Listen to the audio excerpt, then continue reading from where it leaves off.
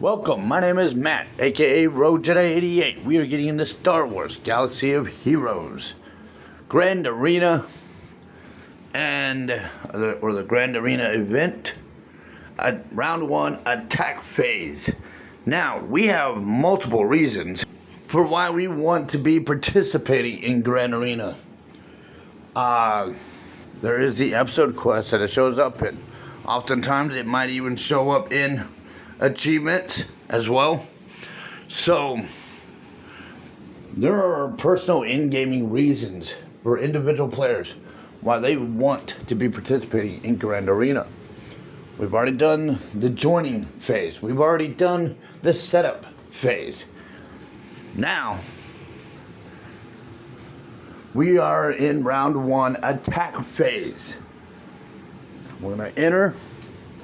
Now, we already got to see, or I did, and I hope you did too in setup phase, got to see who it is you are going up against. You can take a look at their character inventory to see who they might potentially have in their squad. Now, my opponent, if I go gear tier, he has no relic amplified characters. His highest characters are all Imperial. They're all Empire. It's a squad of Empire at gear tier 12. That is his highest ranking one, and at most he can only squad up 5 characters for a territory if he were to do defense or even offense. That leaves him 1 extra not in the squad. He could flip him into another squad for defense, or it'll be the one he uses in offense. It would be in his best interest to kind of split the difference. Inventory of ships, because there are fleets. Nope, that's not what I want. I'm gonna take a look at the level or power. Now he's got a pretty good, he's done a good job working on his fleet. Somewhat. In fact, in some ways, his fleets are almost, certain ships in his fleet are almost better than mine. But should I let that be what stops me? No. And I'm not going to. Because we know what's in my inventory.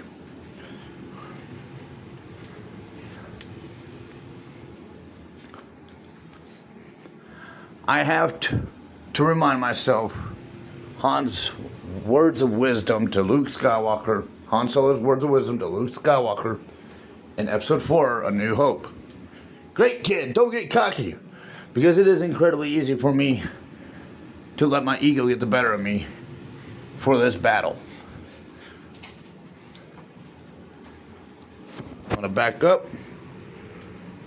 And let's enter the attack phase.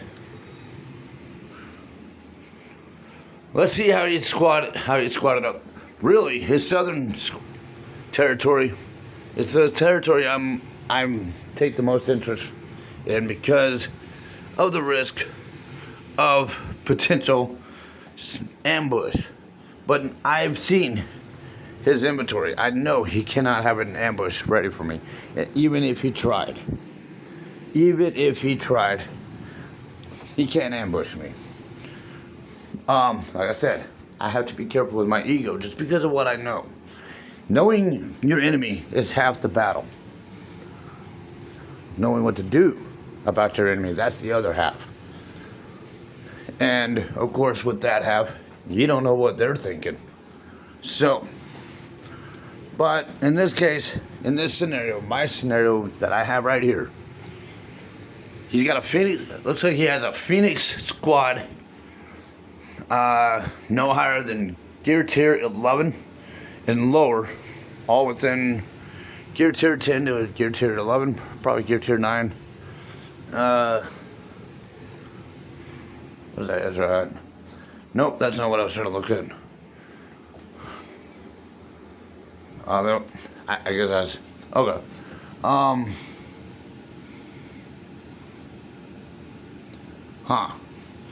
That's weird that they showed it to me like that. I guess I would have to go into his inventory directly to get to see. but I'm eyeballing it. It looks like his Ezra is the lowest gear tier character. So, and then behind that is going to be his fleet.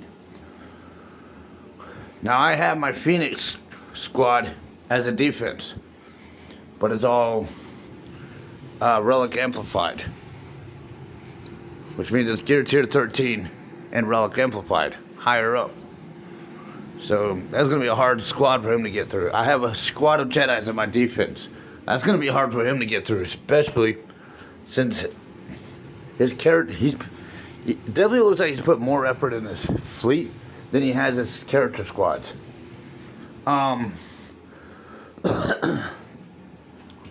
Excuse me, sorry. So, I definitely like the idea of going ahead and addressing his strongest squad in this scenario. And I will use an Empire squad just as well.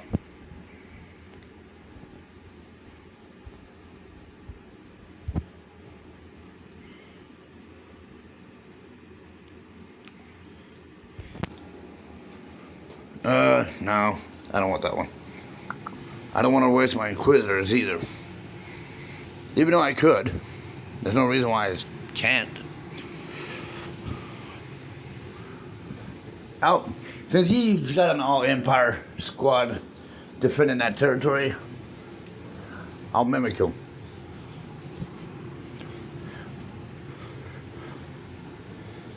As close as I could.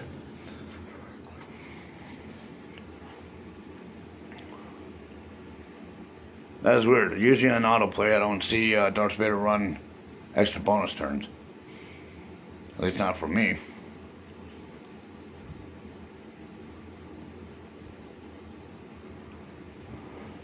My turn.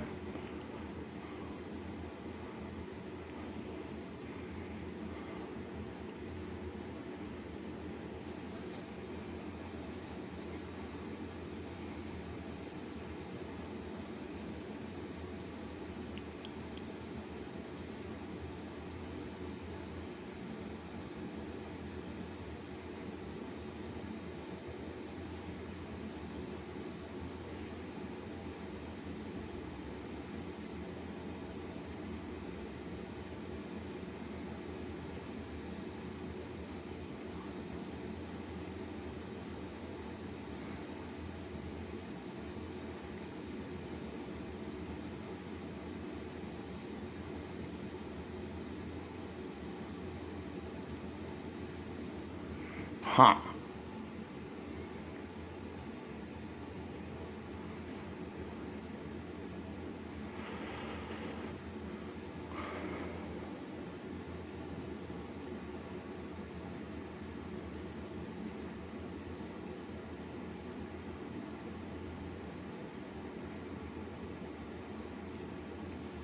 When are y'all ready to give me a turn?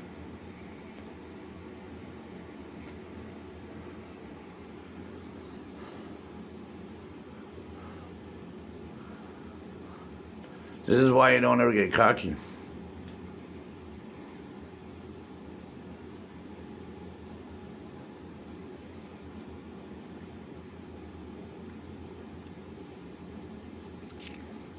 Project gone after Grand Admiral Thrawn's first.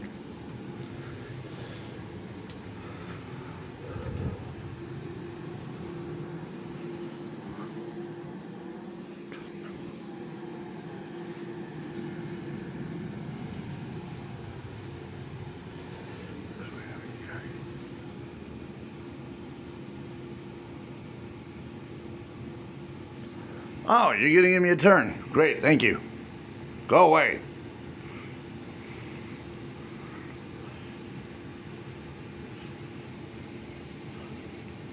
Feels good to have a turn. Give you a taste of your own medicines. Wow. I mean, if they needed a punching bag that badly. But that is one squad down. That was borderline embarrassing. But this is also why, just because it looks good, just because it looks strong, it looks like potential, and to re-quote Han Solo, great kid, don't get cocky, because the formula of the squad can make all the difference. He may not have been Gear Tier 13 or Relic Amplified, but they were, they definitely acted as though they had their mods. And I did not think to take a look at that.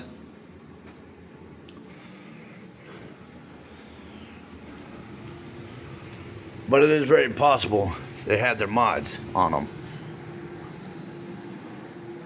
Especially Grand Admiral Thrawn. I definitely feel mods on him. Yep. Now he's got low tiered mods, and one mod that's low rarity, which tells me he doesn't.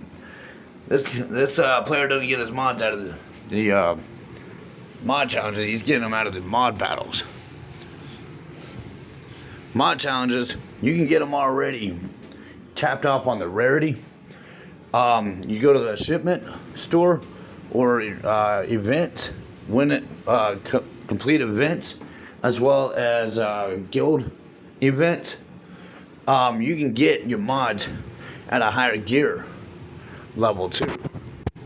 So, yeah, I was definitely feeling those mods. Yep. Look at those mods. So I definitely was feeling the mods making a punching bag out of me. So they may have been a lower gear than me, or a lower gear tier, but the formula of the squad as well as the mods can make all the difference. And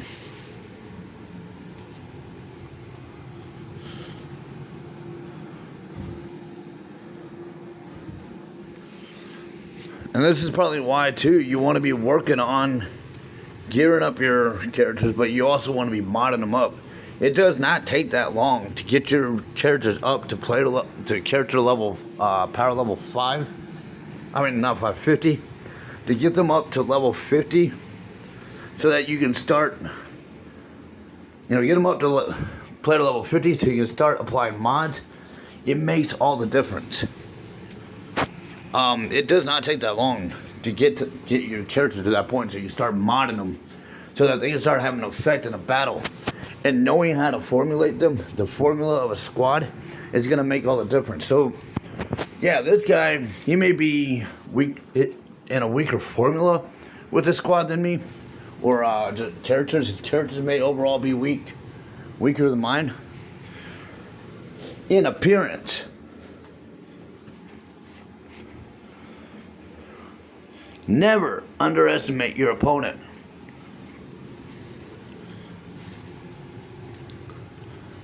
So, squad of rebels for the back line. Okay.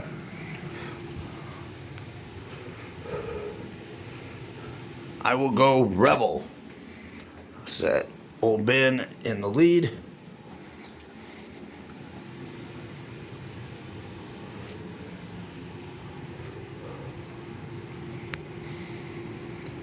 We'll keep it Jedi Luke Skywalker.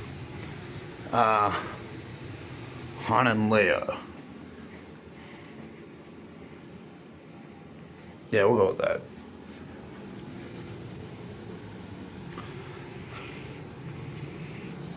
And you can run autoplay, and it was weird to see my opponent's defense character automatically with that Darth Vader take advantage of his bonus turns, because offensively, whenever I've ran autoplay, I have never seen my Darth Vader take advantage of bonus turns when I turn on the autoplay. It is weird that in defense perception, it actually did. At least I've never seen mine take advantage of it. If I go in the, there's one reason why I like to go into manual play, because I can have better control of what's happening in the battle.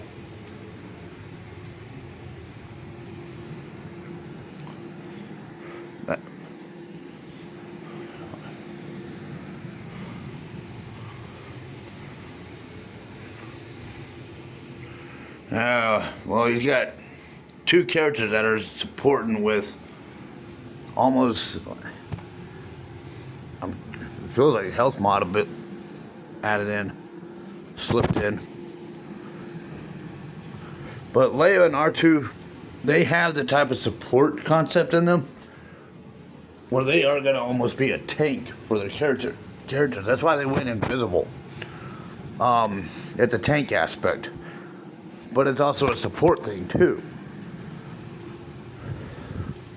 They're looking after their squad.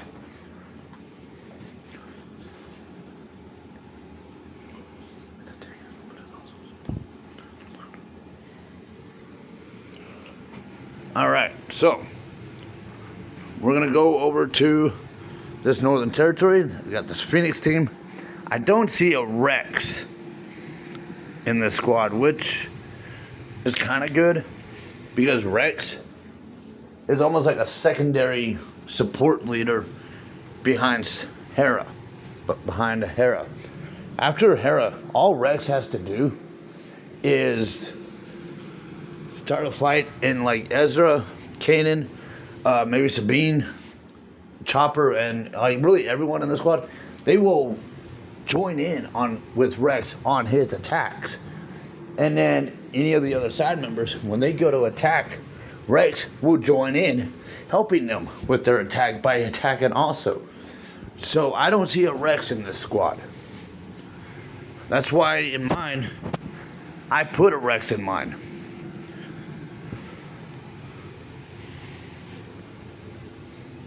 I put Rex in my squad because I know every time one of my characters goes to attack, Rex is going to join in with them. And every time Rex goes to attack, everyone in the squad is going to join in with him simultaneously in that attack turn.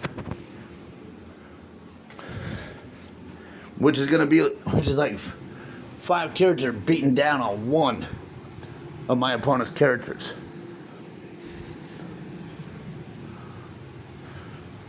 So I don't see a Rex in here.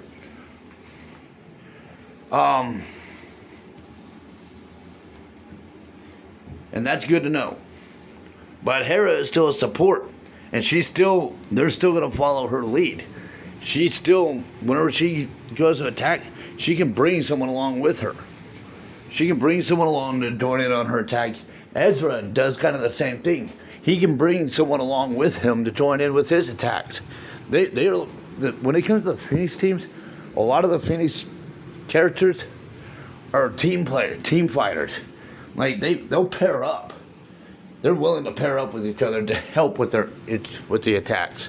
So don't just expect to be getting attacked by one character. Don't be surprised when you see 2 or the whole squad coming at one of your characters and just annihilating them.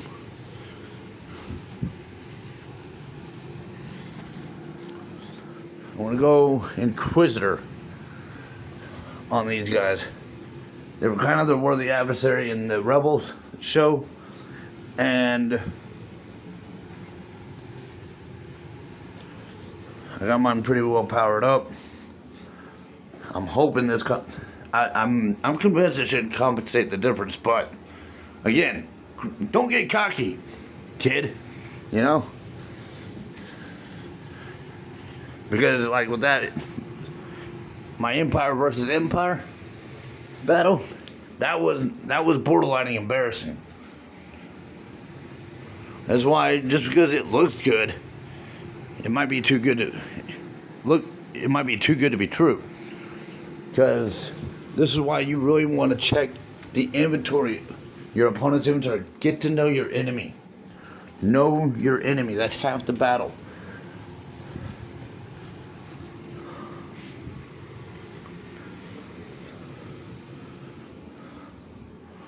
Don't just only look at their gear their gear position, their gear ranking. Don't just look at their rarity ranking. Don't just only look at their level ranking. Check out their mods. Check out how they are what the formula of their squad is looking like.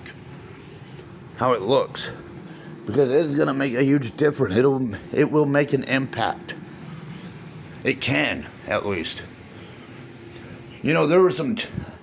I haven't noticed since I've come back to playing after 5 years of not playing, but I kind of vaguely recall 5 years ago when I was in on this game, they had some quest challenges involving beating going into squad arenas or fleet arenas and trying to take out an opponent that's higher ranked than you, or not just higher ranked but higher powered level than you,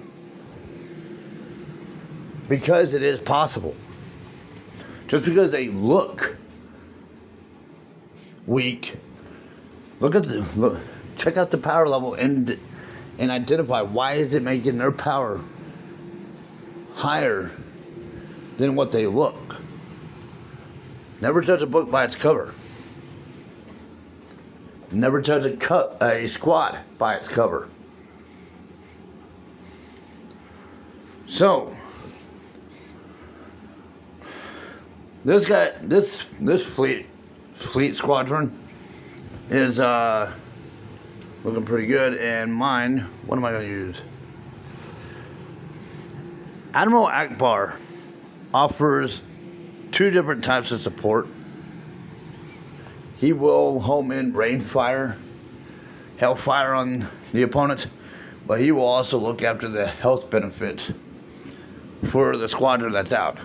Mace Windu more or less just focuses on the well-being of the squadron.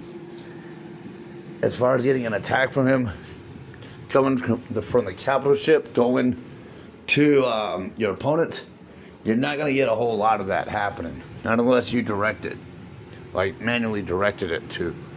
But Admiral Akbar, he splits the difference.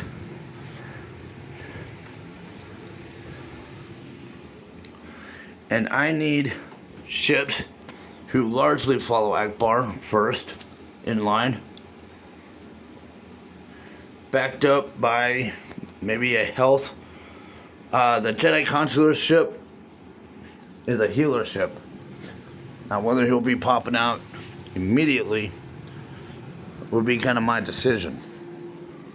I'm going to have to see how this is going. As we noticed, my opponent, his fleet squadron, his fleets, his ships, he definitely has put a lot of effort into his ships. I did notice that.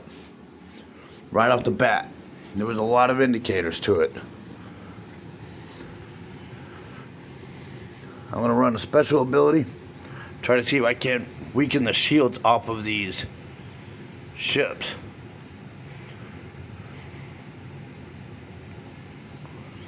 I definitely want that lead TIE fighter out of the way. But the problem is, Hera's ship and Hera's second ship, they both, I mean, they team up with each other. Again, it's a Phoenix thing. They team up with each other.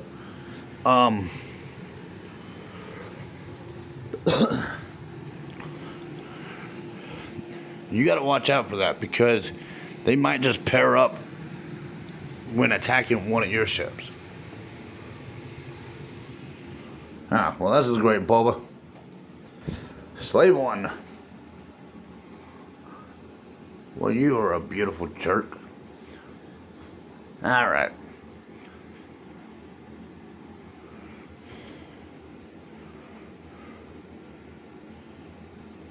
Target lock. Just gotta see this battle through. We'll get there. We will get there.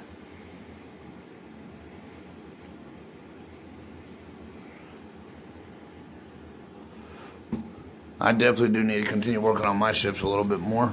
I acknowledge that. I want to get my Jedi Consular out, because Hera might need it, assuming I get to her in time. At least put a little shielding on her. He definitely has worked on a Slave 1 and his Phoenix. which is good. It's a compliment to him, to my opponent here. Hey, enemies can respect each other. Look at World War I between the Germans and the trench soccer matches on Christmas Day between the French and German trenches in World War I. They respected each other. They might have been at war, but they took one day off just to play a game of soccer in Christmas spirit with each other. Holiday spirit.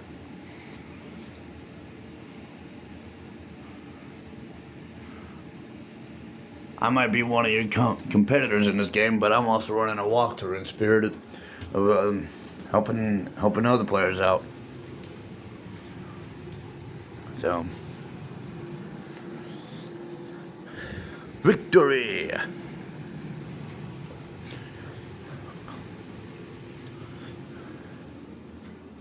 Well, that's just a jerk. Give me a minute. Hopefully, I did not lose the results of that battle, like just completing it. I'm assuming it locked in. Let's see. Yep. So, I've obtained 547 points out of his territories. If there's any reason why I don't have any higher, it's gonna be probably because of what happened here in that Southern Territory battle, when he did actually take out the majority of my Empire squad. Those are the only characters I've lost out of all the matches. I probably should have gone in a little more heavy hitting, but that Grand Admiral Thrawn was giving them bonus turns, and I'm questioning about Palpatine as well. I don't use Palpatine too often myself, but Grand Admiral Thrawn, I'm thinking is a lot of what my problem in that battle was. Those Imperial guys, they like to get bonus turns. So with this completion here, all I have to do now is hold out for the next 24 hours, see what happens, see if my opponent even attempts to attack me. I wish him or her the best of luck.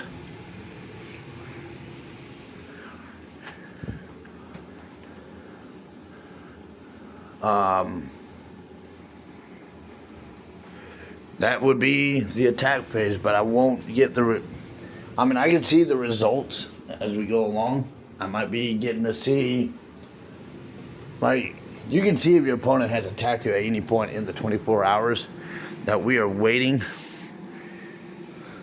for the round one to end. But, you know, life goes on. We got things to take care of outside this game. This is only a momentary thing, a momentary escape from our lives, which, you know, we need that decompressant sometimes. That's what brings me here. And with that said, tomorrow we'll be going into round 2, setup phase. We'll be looking for a new opponent. We will have the results. We will receive the results. Out here, it will either be a check mark or a defeat. Victory or defeat. It'll be one or the other. And then we will be going into setup phase for round 2. So that is Grand Arena, round 1, as well as round 1 attack phase. It's round 1 overall because I have the setup phase also. Subscribe to the channel, like the videos, comments, questions, suggestions down below. I wish you the best of luck in your Grand Arena rounds. And may the Force be with you.